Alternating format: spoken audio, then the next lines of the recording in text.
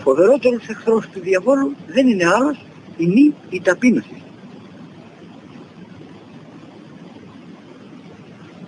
Ας ακούσουμε και τον Κύριον μας ότι οι δαίμονες αποδιώκονται με την προσευχή και την νηστεία. Εάν θα μας φέρει λογισμούς ατόπους στην πνευματική μας εργασία ή ότι άλλο εναντίον της σωτηρίας της ψυχής μας, πρέπει να τον αντιπολεμούμε με την σωτήριον προσευχήν εσωτερικός μέσα στο νου μας, με το Κύριε Ιησού Χριστέ ελέησόν με. Υπεραγία Θεοτόκε βοήθη. Και πάντοτε η ψυχή μας να διψά την γνώση της αληθείας, να διψά την συγχώρεση των αματιών, να διψά την ειρήνη της συνειδήσεως,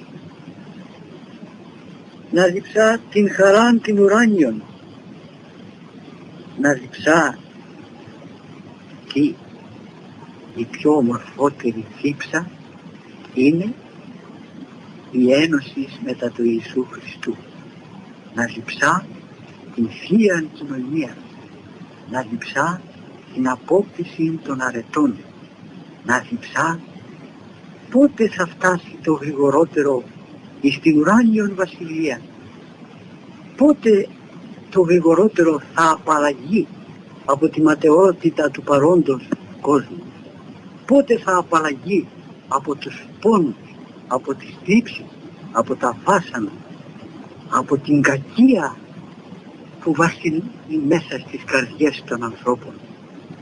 Πότε θα γίνουμε ελεύθεροι, πότε θα αποδεσμευτούμε από τα πάθη μας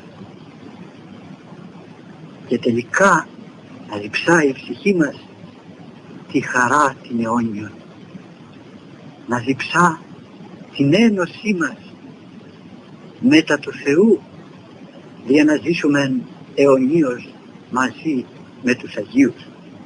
Διότι πόσος είναι ο καιρός που θα ζήσουμε εδώ επάνω εις την γη. Αχ, αδελφοί μου, στους καιρούς αυτούς θα ψυχρανθεί η αγάπη των πολλών και θα υπάρξει θλίψεις πολύ, επιθέσεις εθνών, μεταναστεύσεις λαών, ακαταστασία μεγάλη, σπατάλη, αμέλεια, αδιαφορία δια την σωτηρία της ψυχής. Όλοι περίπου οι άνθρωποι θα είναι πρόθυμοι να τρέχουν στα τραπέζα, στους χορούς, στα γλέντια, θα τρέχουν να απολαμβάνουν τα γήινα αγαθά. Οι άνθρωποι θα είναι φιλόνικοι, θα είναι πολύ οχμηροί, θα είναι εις τα χριστιανικά τους καθήκοντα οχμηροί εις υπερθετικών βαθμών, θα είναι πρόθυμοι να κατακρίνουν τους άλλους ανθρώπους. Απιστία, μίσος, έχθρα, φθόνος, φιλονικία θα κατέχουν την πρώτη θέση στη ζωή των ανθρώπων. Ας σταθούμε με φόβον Θεού και ας είμεθα προσεκτικοί στην εκπλήρωση των θρησκευτικών μας καθηκόντων, τηρούντες όλα στα σαρετάς. Ας φροντίσουμε να γεμίσουμε τα αγκία μας με έλεον, εφόσον η ψυχή μας ευρίσκεται στο σώμα. Πρέπει να φέγγει η λαμπάδα μας, πρέπει να είναι αναμένη σε όλη μας τη ζωή, να είναι αναμένη προτού κλείσουν τα μάτια μας. Συνεχώς να είναι αναμένη η λαμπάδα μας. Τα αγκία είναι εδυνάμεις της ψυχής που δέχονται τα σαρετάς. Το δε έλεον που πρέπει να ρίπτουμε στα αγκία είναι η πρακτική εφαρμογή όλων των αρετών. Η λαμπάδα που φαίνεται συμβολίζει τον νου, ο οποίος μπορεί να δεχθεί την Θείαν Χάριν. Η ψυχή που θα γίνει φωτοφόρος θα εισέλθει μαζί με τον Ιησούν Χριστόν εις την Βασιλεία των Ουρανών. Το επαναλαμβάνω αυτό. Η ψυχή που θα έχει αναμένη τη λαμπάδα, όπως σε 5 παθαίνει, και θα έρθει η ώρα του θανάτου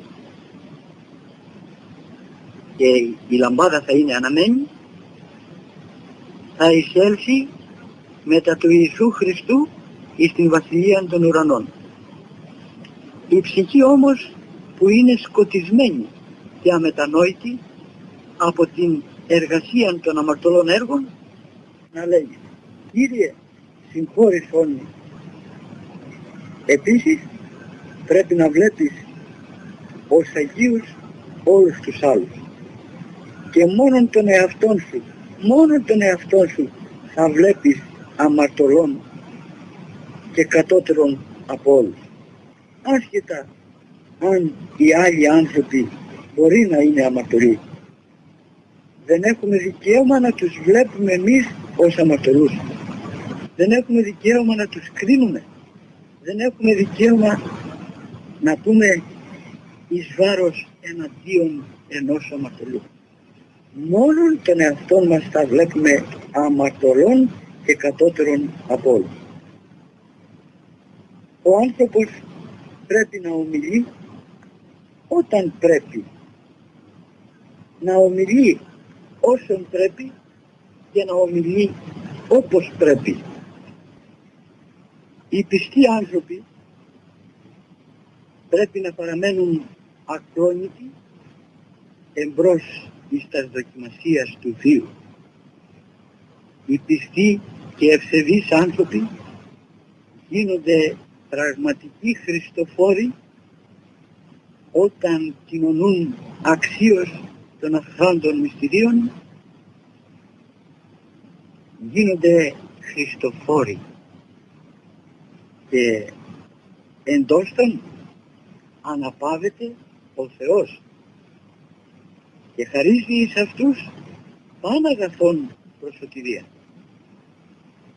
Ο άνθρωπος ο πιστός και ευσεβής, αυτός δεν έχει να φοβηθεί τίποτε, ούτε κακούς ανθρώπους, ούτε αντιξόρους περιστάσεις. Τίποτε δεν φοβηθεί, διότι η στήριξη των ελπίδων του εις τον Κύριον γίνεται πηγή δυνάμεως που αναμορφώνει και ολοκληρώνει των εσωτερικών άνθρωπων και την κοινωνία ευεργετεί και την εξηγαίνει. Ο φόβος του Θεού είναι η αρχή της αρετής. Ο φόβος γεννάται από την πίστη. Η αρχή της εναρέτης ζωής είναι το να καταγίνεται ο νους του ανθρώπου πάντοτε στην μελέτη των Θείων Λόγων. Οι λόγοι αυτοί του Κυρίου μας αναγκάζουν να αναγνωρίσουμε και το δικό μας καθήκον. Την Αγία ζωή του να εκλέξουμε ως παράδειγμα και όλες τις αρετές του να μιμηθούμε. Η διδασκαλία του Ιησού είναι φως. Ο άνθρωπος που επιθυμεί να κατανοήσει τη διδασκαλία του Κυρίου καθ' όλην αυτή την έκταση, πρέπει να πιστεύει εις τον Ιησούν και οφείλει να τακτοποιεί την ζωή του σύμφωνα με την ζωή του Χριστού.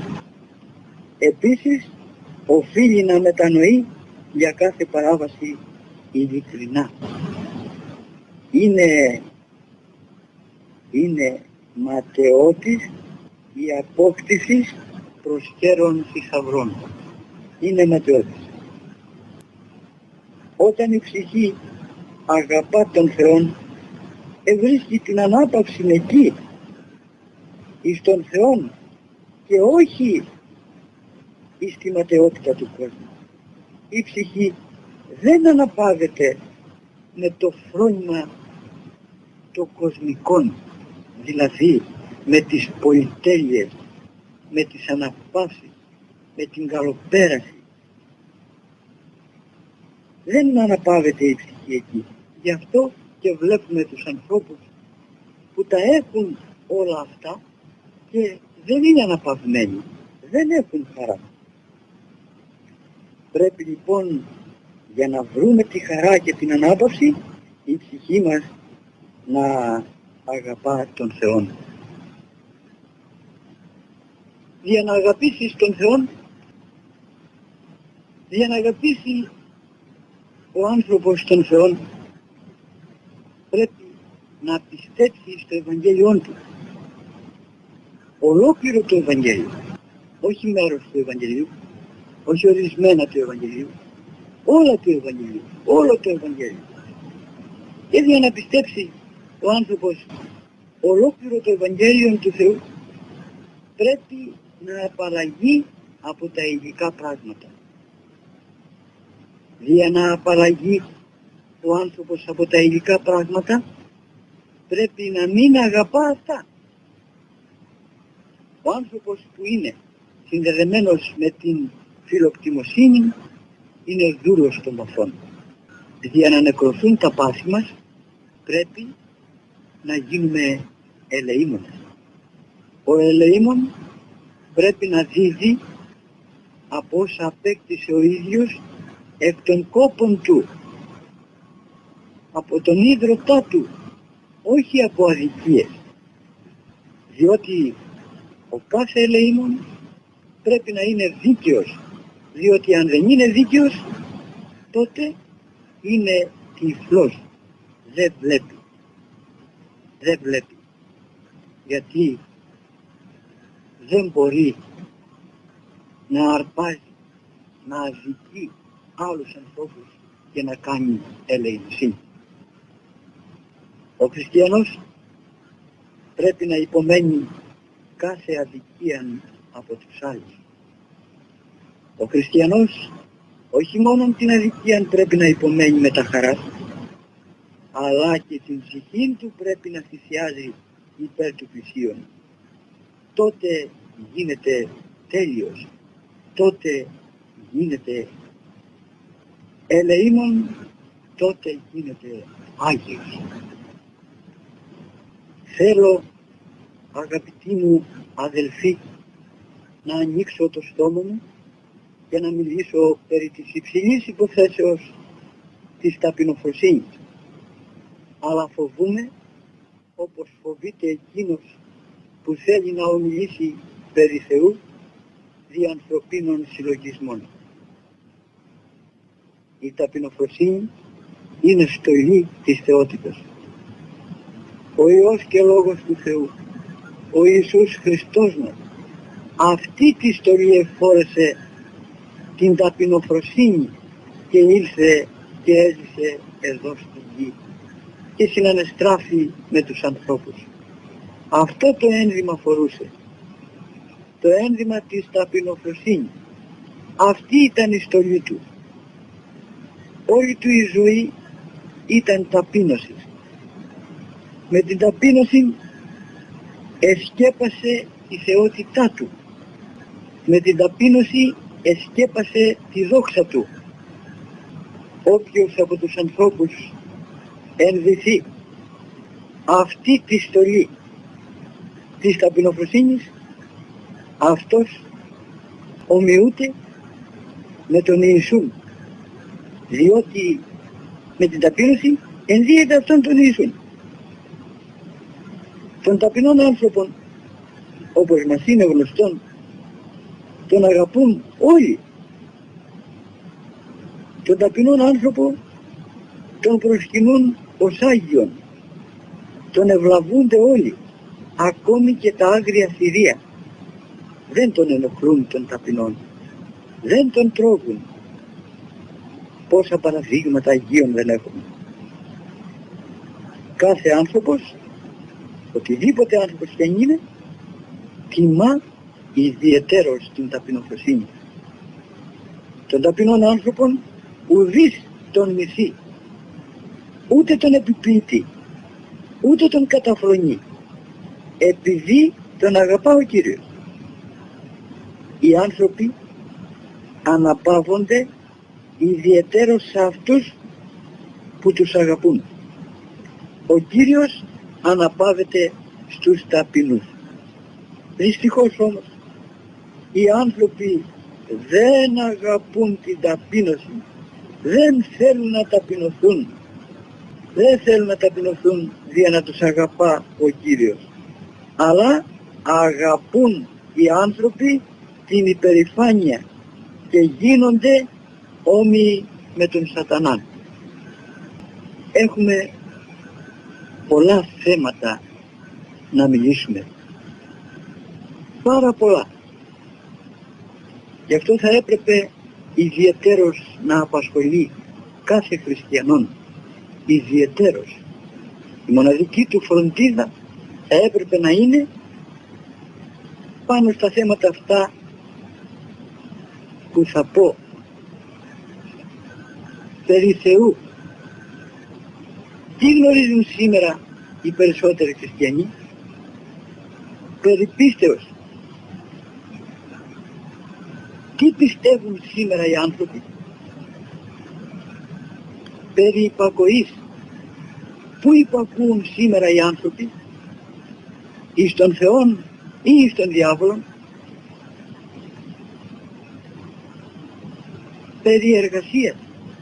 Πού εργάζονται σήμερα οι χριστιανοί? Εις τον αμπελώνα του Κυρίου ή εις τα έργα του διαβόλου? Έχουμε να μιλήσουμε περί λογισμών. Σήμερα οι λογισμοί του κάθε ανθρώπου πού περιστρέφονται? Πού περιστρέφονται οι λογισμοί μας? Τι σκεπτόμεθα? Ο νους μας τι δουλειά κάνει?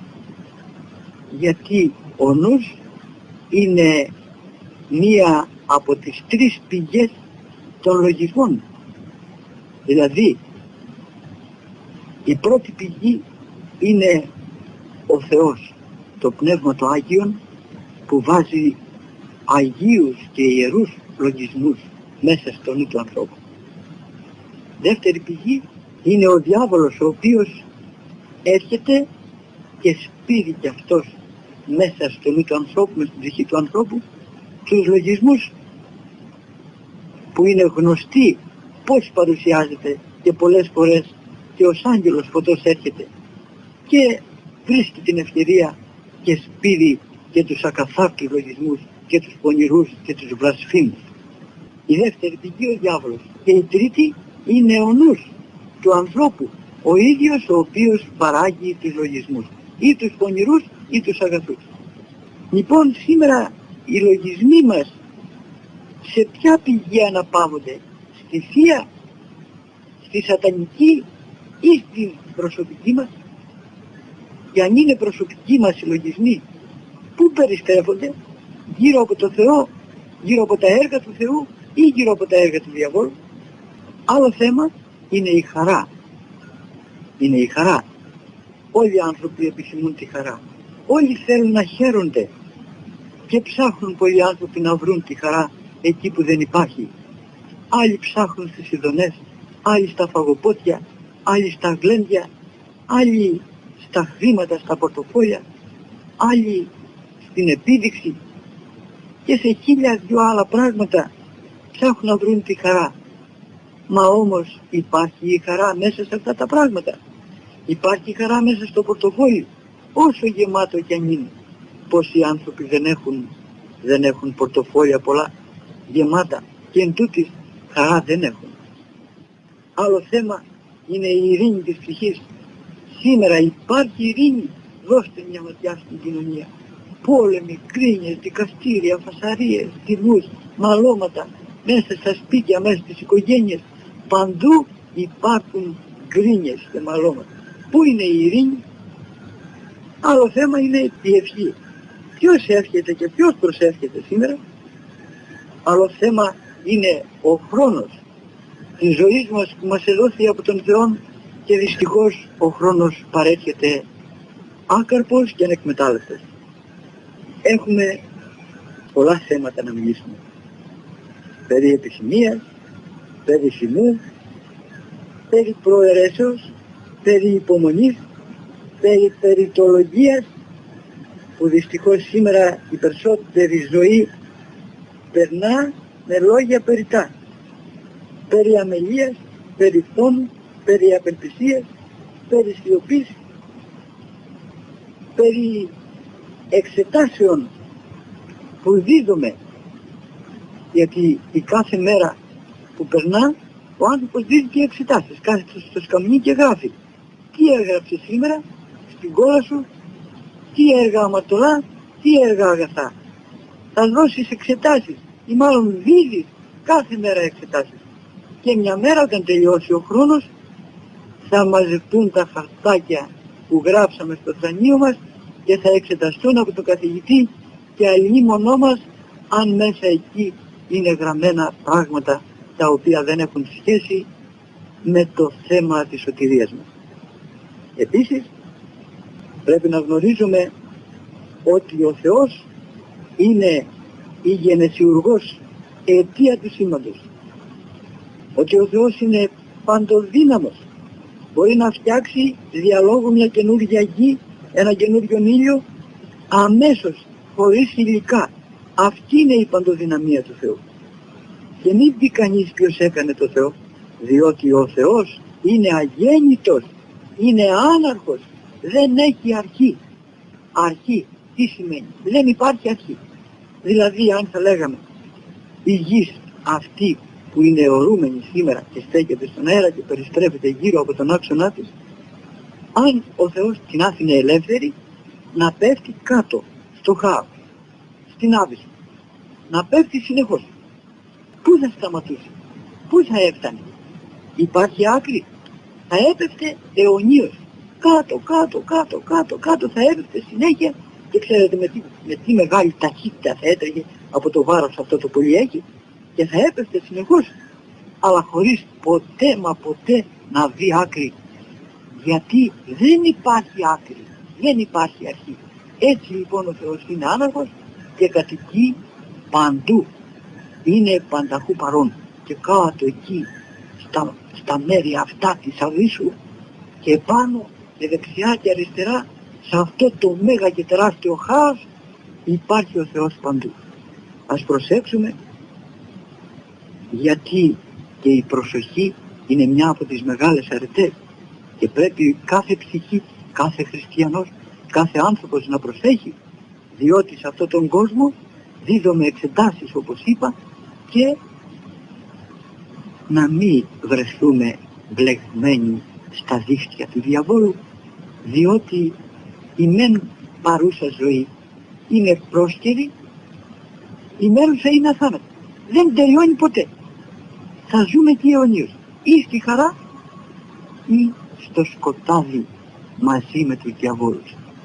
Εύχομαι από καρδίας ο Θεός να αξιώσει ολόκληρη την ανθρωπότητα και όλοι οι άνθρωποι να δεχθούν με τα χαράς τα λόγια του Ευαγγελίου, που το Ευαγγέλιο γράφτηκε για μας, για ολόκληρη την ανθρωπότητα, να σωθούν όλοι οι άνθρωποι, να μην απολεστεί ουδής, και όλοι μαζί να βρεθούμε στην ουράνια βασιλεία του, να τον υμνούμε και να τον δοξάζουμε μαζί με τους Αγίους Αγγέλους και όλους τους Αγίους. Αμήν. Εύχομαι από καρδίας ο Θεός να σας ευλογεί και να σας παιδαγωγεί και να σας δίδει δύναμη ποτέ να μην οπισθοδρομήσετε, αλλά να προχωρείτε εις ανωτέραν πνευματική πρόοδο. Εύχομαι η χάρη του Παναγίου Πνεύματος να είναι μαζί σας εις όλη σας τη ζωή. Αμήν. 24 καμπάνες και χτυπά ένας. εκτός από τα ξύλα, εκτός από τα σήμαντρα, αυτά γίνονται στις γιορτές, όλα όπως είδατε. Επίσης τα νερά είναι εδώ της Μονής που τρέχουν άφθονα και ποτίζουν τα περιβόλια και τα δέντρα. Πλούσια τα αγαθά του Θεού. Δοξασμένο να είναι το Πανάγιο όνομά Του για όλα Του τα αγαθά. Ευχηθείτε να μας αξιώσει ο Θεός όλους μαζί να Τον υμνούμε και να Τον δοξάζουμε εις τους αιώνας. Αμήν. Αμήν. Αμήν.